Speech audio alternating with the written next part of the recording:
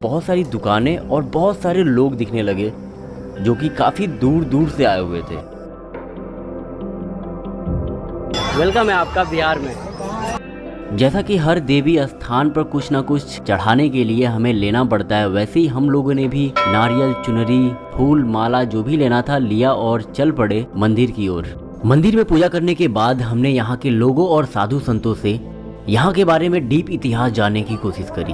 बहुत लोग भक्त आते हैं, दूर दूर से भक्त आते हैं और यहाँ पे जो मनोकामना आप पूरा के मांगिएगा वो मनोकामना पूरी होगी। यहाँ के लोग बताते हैं कि रहसू नाम के एक व्यक्ति थे जो माता रानी के काफ़ी बड़े भक्त थे और माता रानी के शक्ति के बदौलत ही उन्होंने 2 बाघ पाले थे और उन्हीं 2 बाघों से धान की दौरी कराकर उससे धान निकालते थे और उसका यूज करते थे। और लोग ये भी बताते हैं कि जब यहाँ के राजा ने इस बात को जाना तो रहसू भक्त को राजा ने बुलवाया और कहा कि तेरे